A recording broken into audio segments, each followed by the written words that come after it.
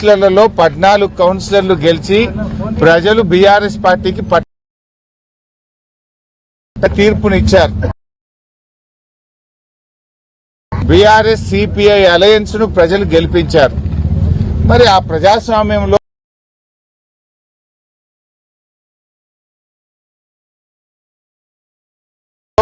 ప్రజా తీర్పును శిరసా వహించాలి. మొదటిసారి చైర్మన్ ఎన్నిక జరిగినప్పుడు కావాలనే పోలీసులను పెట్టకుండా చైర్మన్ ఎన్నిక జరగకుండా వాయిదా వేసుకొని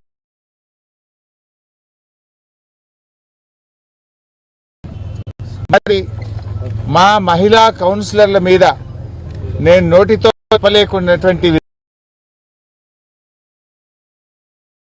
మహిళల పట్ల వాళ్ళు వ్యవహరించడం జరిగింది. మహిళల పైన సమక్షంలో అధికారుల సమక్షంలో మా దళిత గిరిజన మహిళా కౌన్సిలర్ల మీద చాలా అమానుషంగా కౌన్సిల్ హాల్లో ప్రవర్తించారు. అంటే మహిళల్ని చాలా నోటితో చెప్పలేని విధంగా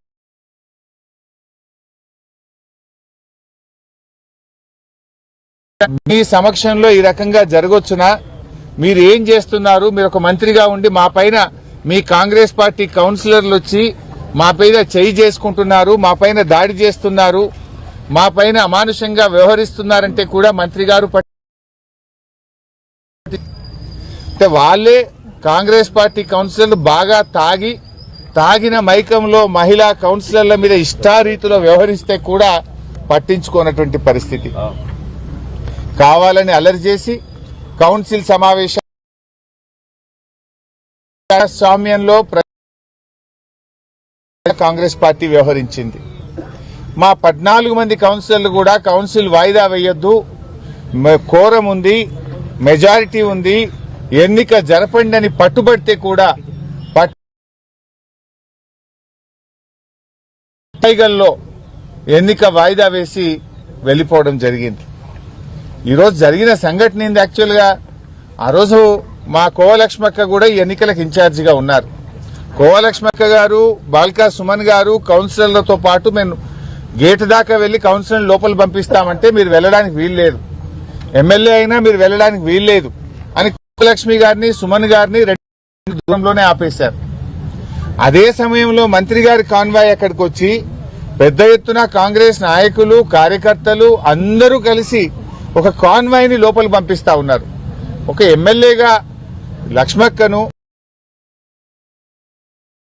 కాన్వాయ్ ని ఎలా అలో చేస్తారు? ఇదెక్కడి ప్రజాస్వామ్యము? చట్టం అందరికీ సమానంగా ఉండాలి కదా అని ప్రశ్నిస్తే దాడి చేసింది కాంగ్రెస్ నాయకులు. ముందు రాళ్ల దాడి చేసింది కాంగ్రెస్ కార్యకర్తలు, కాంగ్రెస్ నాయకులు. మూల రాజిరెడ్డి మా నాయకుడి కారును ధ్వంసం చేసినారు. ముందు అద్దాలు, వెనక అద్దాలు, కారు బ్యానెట్ ను మొత్తం పగలగొట్టేసినారు. దాడి చేసింది వాళ్ళు. అక్రమంగా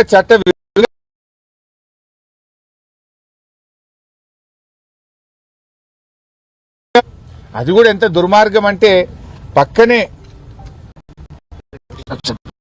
లో జైలు ఉంది, అదే రామగుండం పోలీస్ కమిషనరేట్ పరిధిలో పెద్దపల్లిలో జైలు ఉంది, పక్కనే ఆసిఫాబాద్ లో జైలు ఉంది.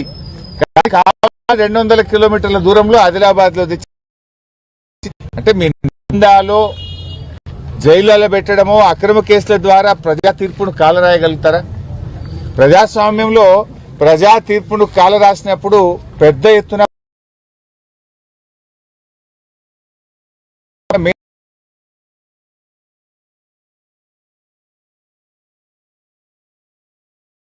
తున్నట్టుగా వారు గాంధేయవాదిగా మరి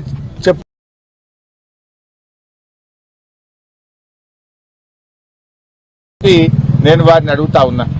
రాహుల్ గాంధీ గారు దేశంలో ఎక్కడ పోయినా రాజ్యాంగం చేతిలో పట్టుకొని తిరుగుతారు. రాజ్యాంగం ఏమైంది? 14 కౌన్సిలర్లు బీఆర్ఎస్ పార్టీని గెలిపించారు, 7 మాత్రమే కాంగ్రెస్ పార్టీ గెలిచింది. మరి మీ రాజ్యాంగం ఏమైంది? ఈ రాష్ట్రంలో పట్టపగలు రాజ్యాంగం ఉంటే రాహుల్ గాంధీ గారు ఎందుకు స్పందించరు? చెరకదిప్పుతున్న ఈ రాష్ట్ర ఇన్ఛార్జ్ మీనాక్షి నటరాజన్ గారు ఎందుకు స్పందించరు? ఓటరు తీర్పును కాదని నమ్ముకొని ఇలా రాజకీయం నడుపుతా ఉన్నారు. మంత్రి వివేక్ గారు, మీ ప్రజలు మీ ఓటర్లు తీర్పిచ్చారు, దాన్ని మీరు శిరసావహించాలి. ప్రజా తీర్పును కాలరాసే విధంగా పోలీస్ లాఠీని అడ్డం పెట్టుకొని ఈ రాజకీయం చేయడం ఏంది?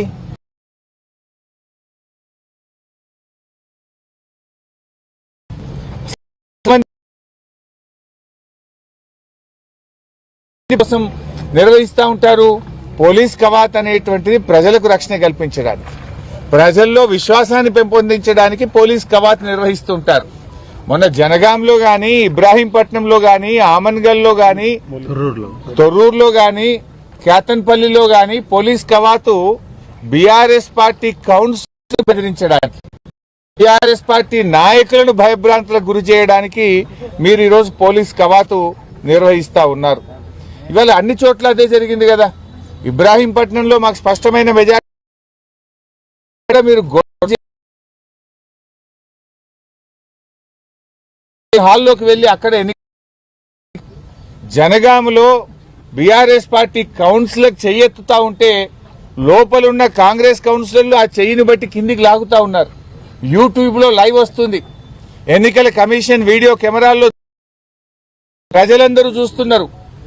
గెలిచిన బీఆర్ఎస్ కౌన్సిలర్ చెయ్యెత్తుతుంటే లోపలున్న కాంగ్రెస్ కౌన్సిలర్లు మహిళా కౌన్సిలర్ చెయ్యి పట్టుకొని కిందికి లాగుతా ఉంటే ఇంక ఇదేం ప్రజాస్వామ్యము, ఇదేం ఎన్నిక? అదేవిధంగా తొర్రూరులో అక్కడున్న ఎంపీ గారు చేసుకుంటే మళ్లీ అన్యాయంగా తొర్రూరులో ఓటు నమోదు చేయడం ఏంటి? అక్కడ మా నాయకుల మీద చేసి తొర్రూరులో ప్రజాస్వామ్యాన్ని కూనీ చేసినారు.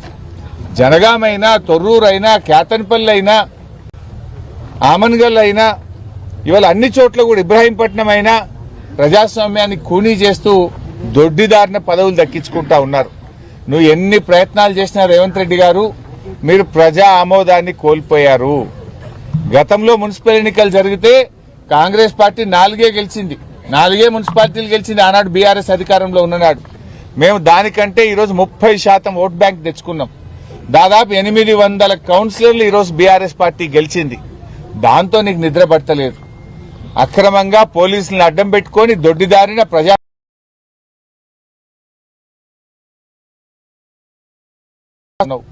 కానీ దేనికైనా కొంత హద్దులు ఉంటాయి. కానీ ఇక్కడ కేతన్పల్లిలో హద్దులు మీరి మహిళా కౌన్సిలర్ల మీద దుర్మార్గంగా వ్యవహరించారు. బాధ కలిగే అంశం ఏంటంటే ఆ మహిళా కౌన్సిలర్ల తరఫున ఆర్కే పురం పోలీస్ స్టేషన్ లో కంప్లైంట్ ఇవ్వడానికి వెళ్తే పోలీసులు కంప్లైంట్ తీసుకోరు. సిఐ గారు లేరంటారు, ఉన్న కానిస్టేబుల్ కంప్లైంట్ తీసుకోడు. మహిళా కౌన్సిలర్ల మీద మంత్రి గారి సమక్షంలో వారి గౌరవానికి భంగం వాటిల్లితే మహిళా కౌన్సిలర్ల తరఫున కంప్లైంట్ ఇస్తే తీసుకోరా? మా రాజిరెడ్డి గారి కారు ధ్వంసమైంది, కంప్లైంట్ చేయడానికి మహిళా కౌన్సిలర్లు ఇచ్చిన కంప్లైంట్ తీసుకోరు. మీరు మీ పోలీస్ కానిస్టేబుల్ తో కంప్లైంట్ పెట్టించి మా నాయకుల మీద అక్రమ కేసు పెట్టి అరెస్ట్ చేస్తారు. మరి రాజిరెడ్డి గారు కారు ధ్వంసం చేసిన కాంగ్రెస్ నాయకులను అరెస్ట్ చేయరా? పట్ల హాల్లో ఉన్న వ్యవహరించి తాగి